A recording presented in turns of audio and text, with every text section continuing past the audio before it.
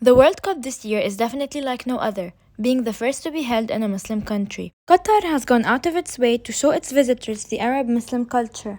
Some hotel rooms in Qatar are giving visitors QR codes to learn about Islam. And the opening ceremony began with the singer wearing the traditional burqa, which is a face covering banned in many European countries.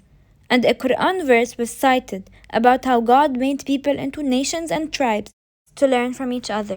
But this ceremony was disregarded by some Western media outlets that called Qatar a tiny desert state, and instead focused on the cruel working conditions of immigrants who build air-conditioned stadiums. Qatar's hosting of the FIFA World Cup brought many Western-Eastern disputes into the surface. There have been many disagreements over how FIFA stopped European teams from supporting LGBTQs, women's rights, and alcohol consumption in the Muslim nation. But this year's World Cup drama is just the tip of the iceberg. Islamophobia is the fear or bias against Islam, a religion commonly displayed as a group of terrorists, leading the West to develop an intolerance towards Islam in general. For 3 hours a day, you cannot drink a beer, you will survive, especially because actually the same rules apply in France or in Spain or in Portugal or in Scotland, where no beer is allowed in stadiums. Now here it seems to become a big thing because it's a Muslim country, or I don't know why, I don't know. But where does this hate come from? The truth is that the majority of Islamophobes have never actually encountered a Muslim in their lives or educated themselves properly on what this religion stands by, but formed their biased perceptions about Muslims by purely relying on the representations that prevail in the media. That being said, we can't help but refer back to George Gerbner, who claimed that we form our perceptions and understanding of the world through these repeated representations, which we readily accept as reality, especially if we are heavy viewers of television. But first, who is George Gerbner? Born in 1919, Gerbner grew up in Hungary and had a promising career as a poet. Yet dismayed by the rise of fascism in his country, he escapes to Paris to avoid conscription into the Hungarian army. He manages to go to California and become a US citizen and soldier. After the Second World War, he witnesses a handful of bloodshed, anguish, and agony. Then he returns to the States and works as a journalist and writer.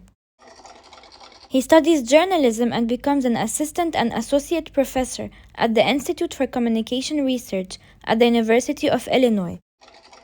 He becomes a professor and the director of the Annenberg School of Communication at the University of Pennsylvania, where he heads the Cultural Indicators Project, which conducts long-term, comprehensive examinations of television content and impact. So Gerbner had a rich academic background and an interesting political past. As a former soldier who witnessed a lot of violence in the real world, and as a well-established media scholar and journalist who saw the growth of mass media from its beginning in the 1920s to its peak in the 1960s and 1970s, Gerbner had a great deal to say about the portrayal of violence in media. What's interesting is that despite being a former soldier in the most brutal times, Gerbner announced in an interview in 1992 that he's not sure if there were more violent periods than that time that he was living in, because there had never been an era when every home was drenched with violent imagery, and in his words, it's mass-produced, happily sanitized, violent imagery with which our children grow up. So what would he say when every representation of a specific community is almost always portrayed with guns and bombs? Since its inception, the cultivation theory has been one of the most frequently mentioned theories in media studies. Gerbner mostly focuses on the effects of television on the minds of its viewers, believing that TV programs are the mainstream and the most prevalent type of storytelling. His theory suggests that the media frequently repeats portrayals of individuals or groups, and the cumulative effect of these representations on an audience is evident through their perceptions of their social reality. Seeing a group of individuals portrayed as violent and aggressive in the media once may be overlooked. However, if that portrayal is repeated often in newspapers, television shows, and films, the audience will begin to accept it as realistic, since it has been implanted in their minds. Today's social media algorithm confirms this theory.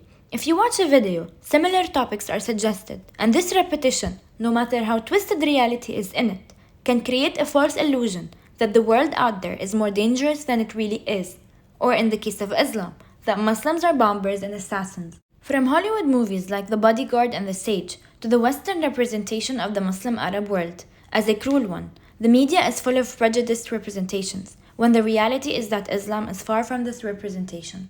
But why are these representations so pervasive? The short answer is political power. Repetitive distorted news and images of Muslims convey religious ideology and values, and these representations maintain power relations between the Middle East and the West. So the next complaint we hear about how horrible Qatar is for promoting Islam and forbidding what is religiously unacceptable for its people, we shall not be surprised, as this drama is the product of the Islamophobic cultivation for years.